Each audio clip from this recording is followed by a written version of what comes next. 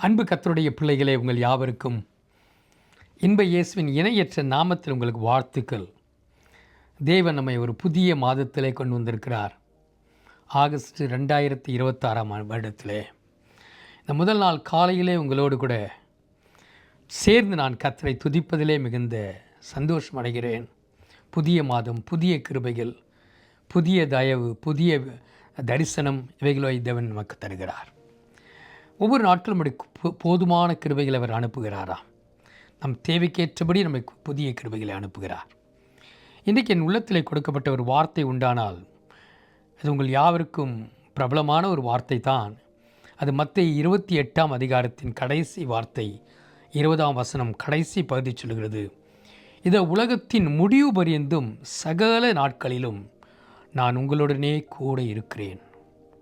எத்தனை ஆறுதல் தருகிற, தேறுதல் தருகிற ஒரு வார்த்தை பாருங்கள். நம்மோடு கூட காணப்படுகிற நண்பர்களும் உறவினர்களும், இன்னும் சொல்லப்போனால் பெற்றோர்களும் கூட நம்மை விட்டு போகும் ஒரு காலங்கள் உண்டு. இந்த ஒரு வார்த்தை எந்த ஒரு மனிதரும் உபயோகப்படுத்த முடியாத ஒரு வார்த்தை. தேவன் ஒருவர் மாத்திரம் உபயோகப்படுத்த வேண்டிய ஒரு வார்த்தை. சொல்லுகிறது, இதோ உலகத்தின் முடிவு பரிந்தும் சகல நாட்களிலும் நான் உங்களுடனே கூட இருக்கிறேன்.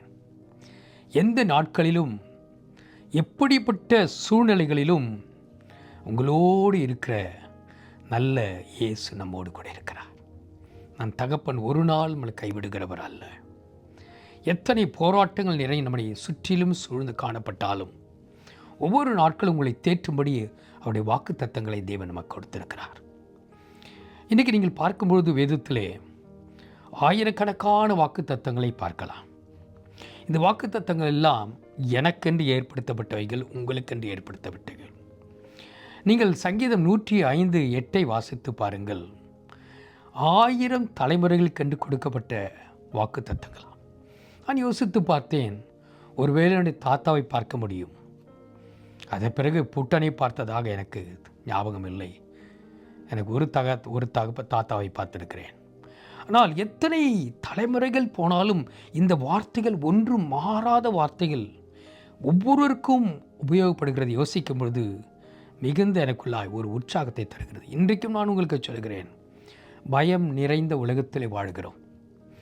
பயம் இல்லை என்று எப்படிப்பட்ட ஒரு பெரிய நாட்டின் தலைவராக இருந்தாலும் சொல்ல முடியாது. ஒவ்வொரு மனிதனுக்கும் ஒரு பயம் உண்டு தான். ஆகவே தான் வேதத்தில் 300க்கும் மேற்பட்ட பயப்படாதே என்ற வார்த்தைகள் கொடுக்கப்பட்டிருக்கிறது. ஏனென்றால் அவைகள் நமக்கு பொருந்தும். நம்முடைய வாழ்க்கையின் ஒவ்வொரு நாட்களும் காலையில் எழுந்தாலும் ஒரு சவால் காத்திருக்கிறது. சவால்கள் இல்லாமல் காணப்படுகிற மனிதனே கிடையாது. ஏனென்றால் நாம் உடைந்த உலகத்திலே வாழ்கிறோம். தேவனுடைய வார்த்தைக்கு கீழ்ப்படியாமல் போன நாட்களிலே நடந்த அந்த சாபத்தின் நிறைந்த உலகத்திலே வாழ்கிறோம். ஆனாலும் கூட இன்றைக்கு உங்களையும் என்னையும் தேற்றி நடத்துகிற அவருடைய வல்ல வாக்கு தத்தங்களுக்காக நன்றி செலுத்துகிறோம். 2 பேதுரு 1ஆம் அதிகாரத்திலே 4ஆம் வசனத்திலே நீங்கள் பார்க்கலாம், மகா மேன்மையும் அருமையுமான வாக்கு தத்தங்கள். மகா மேன்மையும் அருமையான வாக்கு தத்தங்கள். இன்னும் சொல்லப்போனால் தேவனுடைய வசனமோ என்றென்றைக்கும் நிலைக்கும் என்று ஏசாயா 40:8 பார்க்கலாம். என்றென்றைக்கும் இருக்கிற ஒரு வாக்கு தத்தங்கள் நமக்கு எப்பொழுதும் காணப்படுகிறது. ஒரு சில வேளைகளிலே நம்முடைய நண்பர்கள் சொல்லும் வார்த்தைகளை நாம் அப்படியே நம்பி விடுகிறோம். ஆனால் கர்த்தருடைய வார்த்தைகளோ அப்படி நம்புகிறதே அல்ல. ஆனால் நான் உங்களுக்கு சொல்கிறேன், ஒவ்வொரு நாட்களும் ஏன் நாம் வேதத்தை வாசிக்க வேண்டும் என்றால், தேவன் அருளின அருமையான அவருடைய வாக்கு தத்தங்களினால் நம்மை தேற்றும்படி அவைகள் நமக்கு காணப்படுகிறது. இவைகளை வேதத்தை வாசிக்கும் பொழுது பரிசுத்த தேவ பிள்ளைகள் தேவனுடைய ஆவியினால் நிரப்பப்பட்டு எழுதின வார்த்தைகள். 40க்கு 40 தேவனுடைய பரிசுத்த மனிதர்கள் 1400 வருட காலகட்டங்களிலே இந்த வாக்கு தத்தங்களை எல்லாவற்றையும் எழுதி வைத்திருக்கிறார்கள். நான் யோசித்து பார்த்தேன், ஆபிரகாம் மோசேயை பார்க்கவில்லை, மோசே தாவீதை பார்க்கவில்லை. ஒவ்வொருவருக்கும் ஒவ்வொரு காலங்கள். ஆனால் நீங்கள் பாருங்கள், ஒவ்வொரு புத்தகங்களும் ஒவ்வொரு பகுதிகளும் ஆதியாக முதற்கொண்டு வெளிப்படுத்தல் ஒவ்வொன்றும் ஒன்றை ஒன்று சார்ந்து கோடிட்டு காட்டுகிற ஜோடி ஜோடியாக இருக்கிறதை பார்க்க முடிகிறது. இவைகள் எல்லாம் ஒன்றை மாத்திரம்தான் உறுதியாக மேன்மைப்படுத்துகிறது, வரப்போகிற மேசியாவை. அன்பு கர்த்தருடைய பிள்ளைகளே, இந்த பாழ் உலகத்திலே உங்களை ஒவ்வொரு நாளும் கட்டி எழுப்புகிற ஒரே ஒன்று உண்டானால் தேவனுடைய வாக்குத்தத்தங்கள் தான். இந்த வாக்குத்தத்தங்களை நீங்கள் நம்பி வாக்குத்தத்தங்களை பிடித்து கொண்டு உலகத்திலே சுடர்களைப் போல பிரகாசிக்க வாஞ்சியுங்கள். உலகத்தில் ஒவ்வொரு காரியங்களும் உங்கள் விசுவாசத்தை குலைக்க வாஞ்சிக்கிறது. ஆகவே தான் விசுவாசத்தை உயிர்ப்பிக்கிற, விசுவாசத்தை வர்த்திக்க செய்கிற வாக்குத்தத்தங்கள் இவைகளை நம்புமானால் நிச்சயமாகவே இது உங்கள் வாழ்க்கையில் அற்புதங்களை கொண்டு வரும். ஆகவே தான் வாக்குத்தத்தங்களை மனனப்படுத்துங்கள், வாக்குத்தத்தங்களை சுதந்திரித்துக் கொள்ளுங்கள், வாக்குத்தத்தங்களை ஒவ்வொரு நாட்களும் அதை ஞாபகப்படுத்தி தியானம் பண்ணுங்கள். தியானம் பண்ணும் பொழுது நமக்குள்ளாக காணப்படுற உள்ளான மனிதன் புதுப்பிக்கப்படுகிறதை நாம் பார்க்கிறோம். கர்த்தருடைய பிள்ளைகளே, உங்களுக்கு நான் சொல்லுகிறேன், வாக்குத்தத்தங்கள் உங்களுக்கும் எனக்கும் கொடுக்கப்பட்டிருக்கிறது. அவைகள் ஆம் என்றும் ஆமென் என்றும் கொடுக்கப்பட்ட வாக்குத்தத்தங்கள். இவைகளை நாம் சுதந்திரித்துக் கொள்ளும் பொழுது, விசுவாசத்தினால் சுதந்திரித்துக் கொள்ளும் பொழுது, நாம் பெரிய காரியங்களையும் புதிய காரியங்களும் கர்த்தரோடு கூட கர்த்தருக்காய் செய்வது மாத்திரமல்ல, உற்சாகத்தின் ஆவியினால் தேவன் நம்மை இணைக்கிறார். என நாம் வாக்குத்தத்தங்களுக்குள்ளாக நாம் இணைந்து அதை தியானம் பண்ணும் பொழுது புத்துணர்வு நமக்குள்ளாய் வருகிறது. தேவனுடைய தரிசனங்கள் எழும்புகிறது. எதிர்காலங்கள் குறித்த பயங்கள் மாறுகிறது. விசுவாசத்தோடு கூட முன்னேறி செல்லத்தக்கதான புதிய கிருபைகளை கர்த்தர் நமக்கு தருகிறார். பயம் நம்மை விட்டு போகிறது. தேவன் நமக்கு பயமுள்ள ஆவியை தரவில்லை, அன்பும் தெளிந்த புத்தியுமுள்ள ஆவியை கர்த்தர் நமக்கு தந்திருக்கிறார் அல்லவா? அவைகளை குறித்து கிடந்தால் வேத வசனங்களுக்குள்ளாக உங்களை தெளித்துக் கொள்ளுங்கள். கர்த்தருடைய பிள்ளைகளே, வேதம் சொல்லுகிற உலகத்தின் முடிவு பரியந்தம் இயேசு சொன்னார், இதோ உலகத்தின் முடிவு பரிந்தும் சகல நாட்களிலும் நான் உங்களோடு கூட இருக்கிறேன், கவலைப்பட வேண்டாம். கண்ணீரை துடைத்துக் கொள்ளுங்கள். உங்கள் தேவைகள் எத்தனையும் தேவன் சரியான நேரங்களில் செய்து முடிப்பார். அவர் உங்களை கைவிடுகிறவர் அல்ல. நான் கர்த்தர், நான் மாறாதவர் என்று சொல்லியிருக்கிறாரே. எனக்கு காத்திருக்கலோ ஒருபோதும் வெட்கப்பட்டு பிள்ளை போவதில்லை என்று சொல்லியிருக்கிறாரே. என்னை நோக்கி பார்த்த முகங்கள் பிரகாசித்தது என்று சொல்லியிருக்கிறாரே. இப்படிப்பட்ட தேவன் உங்களை பாதுகாத்து நடத்த வல்லவராயிருக்கிறார். சோர்ந்து போக வேண்டாம், தளர்ந்து போக வேண்டாம். உங்கள் இருதயம் கலங்காமலும் பயப்படாமலும் இருப்பதாக. இன்றைக்கு கர்த்தருடைய வார்த்தை உங்களை தேற்றுகிறது.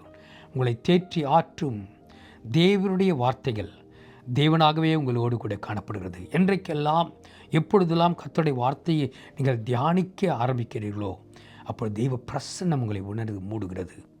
தெய்வ பிரசன்னத்தை உணர்கிறதை நீங்கள் பார்க்க முடியும். ஏனென்றால் தேவனே அவருடைய வார்த்தையின் மூலமாய் உங்களை தேற்றுகிறார், ஆற்றுகிறார். எதை குறித்தும் கவலைப்படாமல் எல்லாவற்றையும் ஸ்தோத்திரத்தோடு கூட ஜெபத்திலே கர்த்தருக்கு தெரியப்படுத்துங்கள். அப்பொழுது எல்லா புத்திக்கும் மேலான தேவ சமாதானம் உங்கள் உள்ளங்களையும் இல்லங்களையும் எப்பொழுதும் ஆசீர்வதித்து நடத்துவதாக. ஜெபிப்போமா? தகப்பனே, இந்த மாதத்தின் முதல் நாள் அநேக சவால்களை நாங்கள் சந்தித்ததை போல இந்த மாதத்தில் எப்படிப்பட்ட சவால்கள் என்று அநேக எண்ணங்களும் பயங்களும் அநேகருடைய உள்ளத்தை தைக்கும் பொழுது உம்முடைய வார்த்தையை நாங்கள் முழுதுமாக மேன்மைப்படுத்தி உம்முடைய வார்த்தைகளை தியானிக்கும் பொழுது நீர் எங்களை வாளாக்காமல் தலையாக்கி, கீழாக்காமல் மேலாக்கி, உலகத்திலே சுடர்களைப் போல பிரகாசிக்கிறவர்களாக எங்களை மாற்றி ஆண்டவரை ஆசீர்வாதத்தோடு கூட வாழும் சந்ததியாக மாற்றுகிறபடியால் நமக்கு ஸ்தோத்திரம். உம்முடைய ஜீவனுள்ள வார்த்தைகள், உயிர்ப்பிக்கிற உன்னதரின் வார்த்தைகள் ஒவ்வொரு உள்ளங்களுக்குள்ளாக இன்றைக்கு கிரியை செய்யட்டும். ஆண்டவரே, உம்முடைய வேத வசனங்களை குறித்த ஒரு உண்மையான ஒரு தாகத்தை உருவாக்கும். வேத வசனங்களை தியானிப்பதும், வேத வசனங்களை தேடி வாசிப்பதும், வேதத்தை கை கொண்டு நடக்கும் உத்தம மார்க்கத்தார் பாக்கியவான்கள் என்ற வேதத்தில் கொடுக்கப்பட்ட வசனத்தின்படி உத்தம மார்க்கத்தாராய் ஒவ்வொருவரையும் உடைய வார்த்தையிலே நடத்தி ஆசீர்வதிக்கும்படி ஆட்சேபிக்கிறேன். பிள்ளைகளுடைய பிரச்சனைகளை பாரும், குடும்பத்தின் எதிர்காலங்களை பாரும்.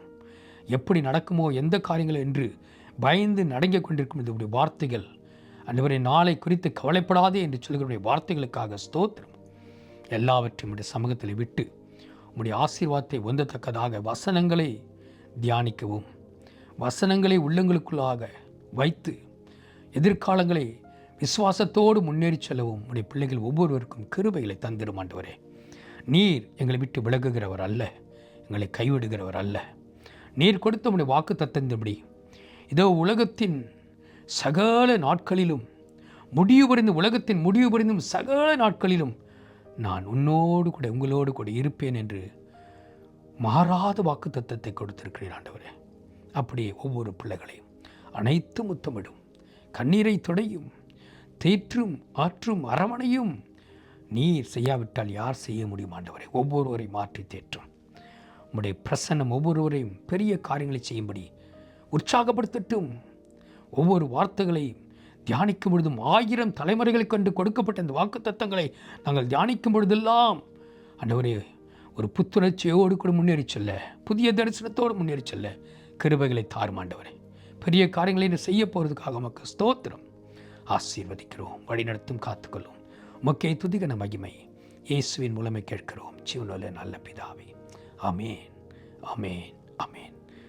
நம் தகப்பன் உங்களை கைவிடாமல் ஒவ்வொரு மணித்துளிகளும் உங்களை பாதுகாத்து ஆசீர்வாதமாய் அற்புதங்களோ செய்து உங்கள் முகத்தை மகிமைப்படுத்தி மென்மைப்படுத்தி நடத்துவாராக.